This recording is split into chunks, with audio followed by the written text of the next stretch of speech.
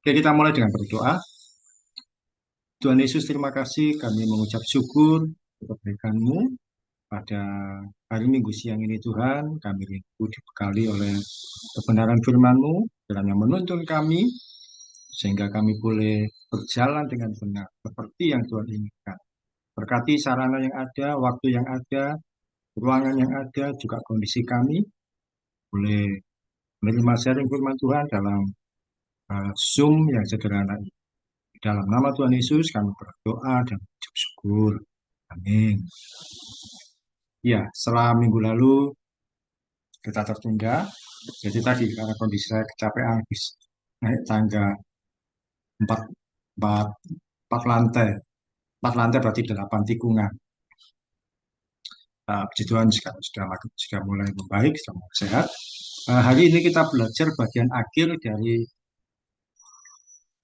bukan bagian akhir, tapi bagian yang ke berapa? Kelima. Ya, bagian kelima dari doa Bapa kami, yaitu dari Matius 6 ayat 13.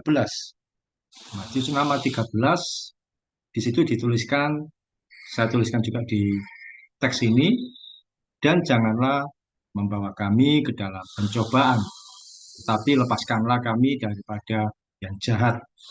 Di Alkitab ada banyak kata pencobaan.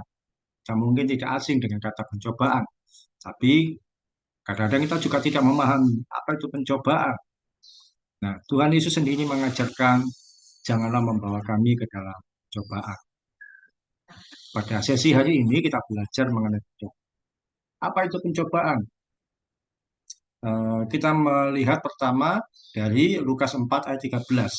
Minta tolong Nelva baca Lukas 4 ayat 13. Sesudah iblis mengakhiri semua pencobaan itu, ia mundur daripadanya dan menunggu waktu yang baik. Ya, pencobaan, bukan percobaan. Kalau percobaan itu eh, tes.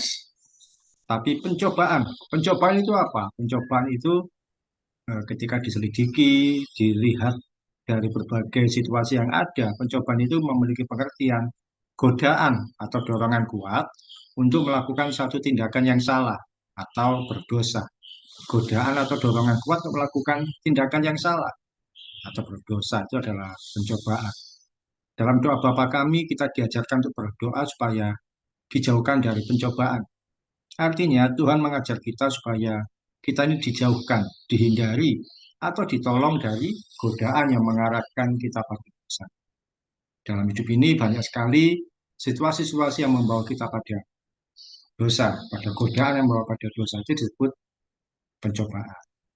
Tuhan Yesus sebelum memulai pelayanan, kita tahu bahwa dia dicobai oleh iblis, tapi berhasil mengatasinya dan menang dari setiap pencobaan yang diajukan oleh iblis. Misalkan Tuhan Yesus dicobai, buatlah batu ini menjadi roti. Kalau dia menuruti, maka Tuhan Yesus sedang memikirkan kepentingan perutnya. Dia juga sedang diuji, dicobai. Jatuhkanlah dirimu dari bait suci. Nah, kalau dia menuruti, maka Tuhan Yesus mengarahkan dirinya pada dosa. Dia menjatuhkan diri.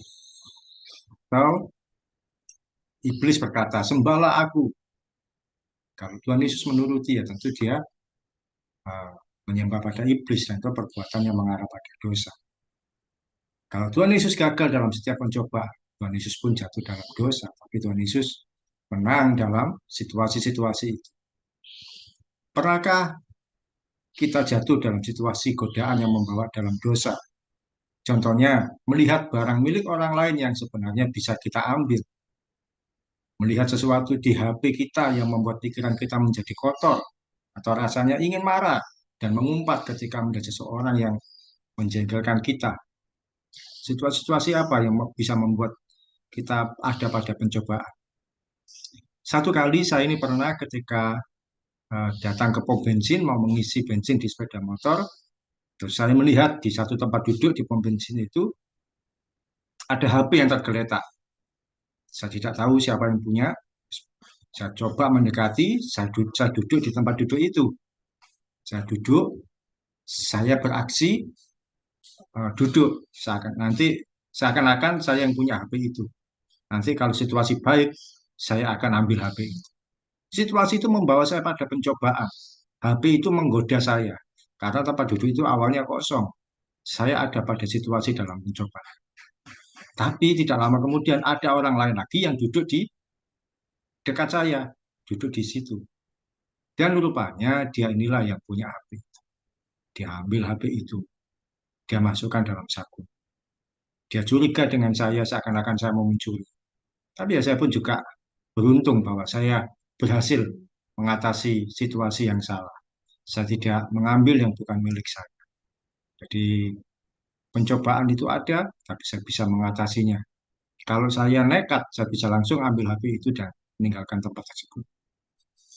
Seringkali juga ketika eh, saya berkomunikasi dengan seseorang, orang yang diajak ngomong gak nyambung, saya tergoda, saya terpancing untuk marah, emosi. Nah, situasi itulah yang disebut dengan pencobaan, membawa pada situasi yang salah atau situasi yang membawa pada tindakan yang salah atau berdosa. Nah, yang pertama adalah pencobaan itu membawa pada dosa. Dan yang kedua, yang kita harus pahami bahwa pencobaan tidak melebihi kekuatan kita. Kita tolong Niko, 1 Korintus 10 ayat 13. 1 Korintus 10 ayat 13. Percobaan-percobaan yang kamu alami ialah percobaan-percobaan biasa yang tidak melebihi kekuatan manusia.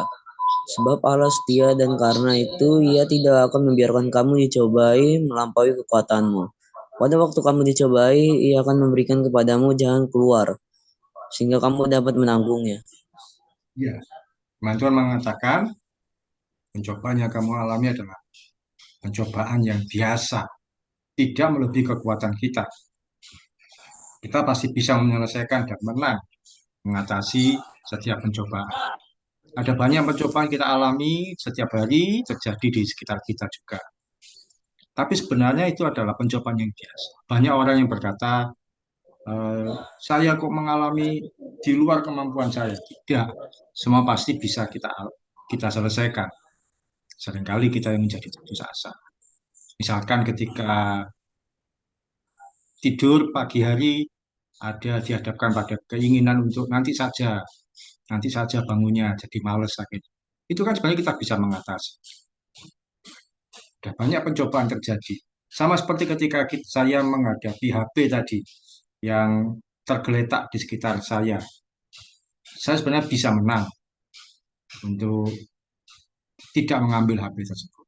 Dan situasi itu adalah pencobaan biasa, bukan yang melebihi dari yang saya kekuatan, tidak melebihi kekuatan saya. Ketika kita dihadapkan pada pencobaan, pilihannya adalah mengikuti daya tarik dunia atau hidup menurut kebenaran firman. Sebenarnya kita sanggup untuk mengatasinya, tapi seringkali kita mudah jatuh dalam dosa atau terperangkap dalam pilihan yang salah. Terperangkap dalam pilihan yang salah itu apa? Ya sudahlah saya ambil yang bukan milik saya. Atau kita mengumpat, kita emosi, marah pada teman, dan sebagainya. Karena itu pilihlah yang benar. Jangan melakukan tindakan yang salah. Firman Tuhan berkata yang kita alami tidak melebihi kekuatan kita. Masih sebatas kemampuan kita, tidak di luar. Ketika seseorang dalam kondisi lapar, tidak punya uang, dan tidak ada yang menolong, dia bisa berpikiran sempit dengan mencuri barang di toko, lalu menyembunyikan di balik baju supaya tidak ketahuan. Hal ini kan seringkali terjadi, ada cerita, ada kasus orang masuk ke Indomaret atau Alfamaret, dia ambil barang, dia masukkan di balik bajunya, kemudian pulang, dia aman. Dia melakukan yang kedua kali, dia tidak ketahuan. Yang ketiga kali, baru akhirnya ketahuan. Dan dia harus mempertanggungjawabkan yang dia lakukan. Kalau ditanya, dia berkata, ya karena saya lapar, maka saya terpaksa mencuri. Tapi tindakan tersebut tentu bukan sesuatu yang benar. Menurut Nelva, sebenarnya bisa apa tidak seseorang itu tidak perlu mencuri, meskipun dia dalam kondisi lapar atau tidak punya uang. Gimana, Pak? Hmm, Bisa apa tentu tidak? bisa. Dia tidak perlu mencuri. Bisa, Pak. Bisa ya. Cuma karena sering kali ada godaan yang membuat dia nekat Kadang melakukan sesuatu. itu. Ya, ada pendapat lain?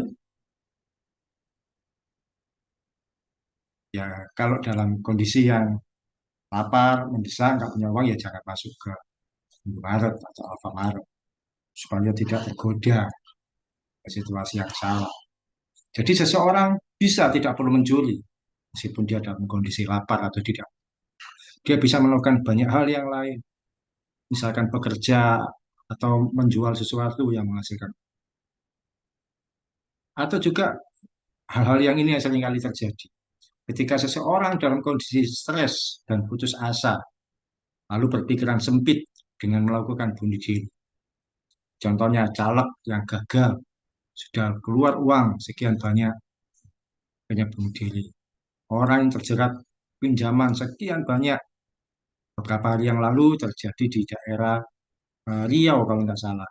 Seseorang melakukan bunuh diri di kamarnya. Istrinya ketika membuka pintu mendapati suaminya sudah menggantung diri. Dia menulis surat. Dia menulis surat apa itu? Kayak surat wasiat bahwa sebenarnya dia terjebak dalam judi online dan dia tidak bisa membayar. Dia akhirnya melakukan tindakan bunuh diri. Nah, kalau dipikirkan, menurut Niko, bisakah seseorang yang putus asa itu tidak perlu melakukan bunuh diri? Bisa, tidak perlu tuh bunuh diri Ya, dengan kalau itu cara memperkuat iman, dan memperkuat iman itu harus berdoa.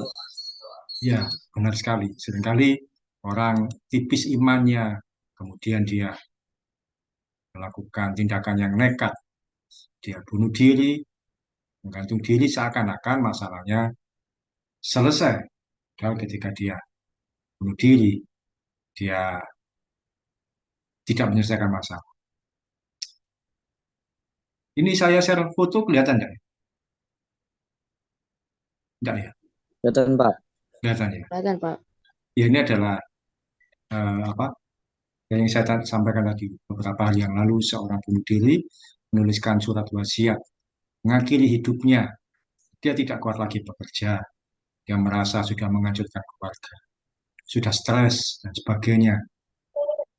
Dia punya anak kembar, kembar seperti kalian. Tapi sudah punya anak kembar, istrinya masih hamil anak kembar juga. Ini ada di perut. Dia bunuh diri. Dan ini bukan tindakan yang pemberani, menurut saya tindakan yang pengecut. Suratnya ini ya misalnya mengalihkan saja, kan menunjukkan keprihatinan, ya dia tidak bertanggung jawab. Jadi bisa nggak seseorang ketika menghadapi putus asa, kondisi hancur lebur berantakan, dia tidak bunuh diri? Bisa datang pada Tuhan dengan iman yang lebih baik lagi. Oke, kita kembali ke sini. Yang pertama tadi pencobaan itu membawa pada dosa. Kemudian ya pencobaan adalah godaan untuk kita melakukan satu tindakan yang salah. Yang kedua, pencobaan tidak melebihi kekuatan kita. Sebenarnya bisa kita menyelesaikan. Orang yang tadi mengalami judi slot, judi online, tidak melebihi kekuatannya, meskipun kalau dihitung yang dia tanggung banyak. Tapi kalau dia bisa berpikir ulang dengan mata, dia bisa menyelesaikan satu persatu. Yang ketiga, mengenai pencobaan, libatkan Tuhan saat pencobaan datang. Nah, tolong Nelva, Lukas 22 ayat 40.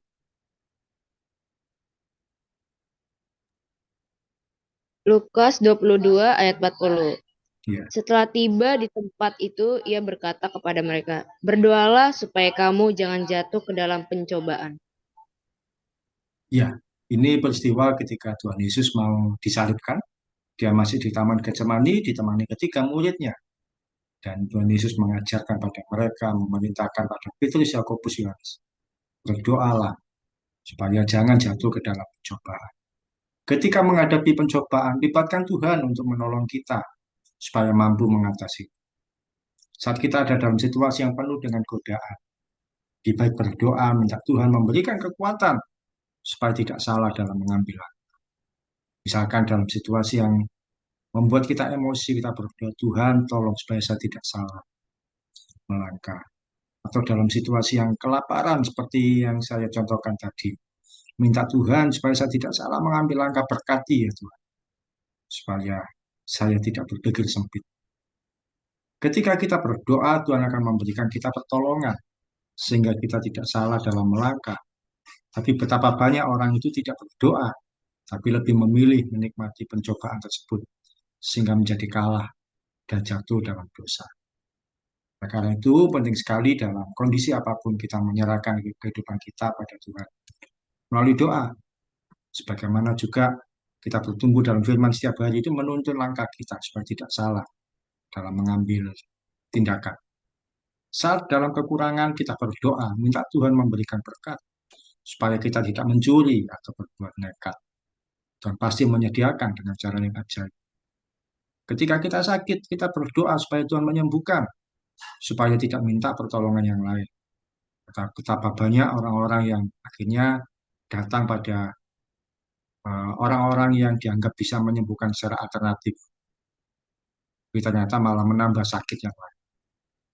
Kalau kita dalam kesulitan apapun, berdoa supaya kita bisa mengatasi segala situasi yang kita hadapi. Percaya saja bahwa Tuhan Yesus masih sanggup menolong kita mengatasi pencobaan dalam kehidupan.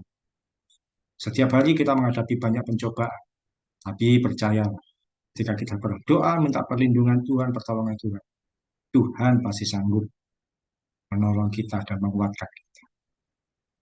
Oke, bagian terakhir, sharing kita pada siang hari ini. Pernahkah kamu ada pada situasi yang bisa membuat kamu jatuh dalam dosa? Misalkan marah pada seseorang, jengkel pada teman, atau misalkan mencuri, mengambil yang bukan milik. Tidak ada orang lain yang tahu, tapi kamu mengingini barang itu. Itu situasi yang membawa pada mencoba atau berbuat nekat yang lain.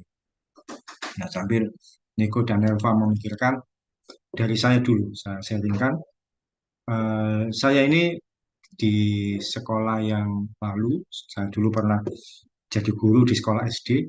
Setiap hari Jumat ada ibadah persekutuan, ada ibadah siswa. Nah, setiap ibadah siswa, saya yang bagian menghitung persembahan. Dan seringkali persembahan itu saya bawa, Senin baru saya setorkan kepada kepala sekolah. Karena setelah Jumat itu kemudian pulang, Sabtu kan libur.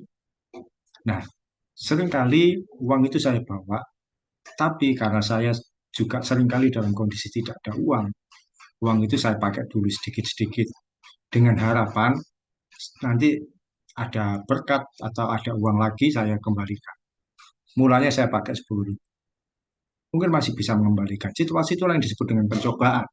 Saya tergoda untuk memakai uang yang bukan milik saya. Apalagi itu uang persembahan. Kemudian lagi berikutnya, oh aman. Saya ambil lagi berikutnya, minggu berikutnya 20.000. Supaya saya bisa mengembalikan lagi. Ketika berapa kali aman, saya masih bisa mengembalikan. Satu kali saya ambil lebih banyak, 50.000, dan saya tidak bisa mengembalikan. Saya ada dalam situasi yang salah. Sampai sekian hari, uang persembahan tidak saya setorkan. Nunggu sampai saya bisa mengembalikan. Dan itu adalah pencobaan. Saya mengikuti pencobaan itu dan saya jatuh dalam kesalahan. Dan sejak itu saya tidak lagi memegang uang persembahan. Supaya saya tidak lagi terjatuh dalam situasi yang salah. Itu yang dari saya, sharing dari saya bahwa saya juga pernah mengalami situasi dalam percobaan dan saya jatuh, saya gagal di antara. Oke. Dari Nerva bisa sharing sesuatu, kamu mengalami sesuatu tergoda untuk melakukan hal yang salah, tapi kamu berhasil menghindar atau malah kamu bisa satu kali waktu itu gagal. Silakan. Apa ya? Mungkin situasi gagal ini gagal menahan marah kali ya. Karena kan kadang ada aja kan orang yang kayak suka di saat kita nggak lagi pengen berbuat marah atau nggak pengen marah lah istilahnya di hari itu kayak udahlah gitu kan. Tapi ada aja orang yang kayak suka usil terus mancing kita buat kita marah. Terus akhirnya tuh di mana kayak udah gak tahan lagi nih, kayak akhirnya jadi marah, jadi ikut marah juga gitu kan.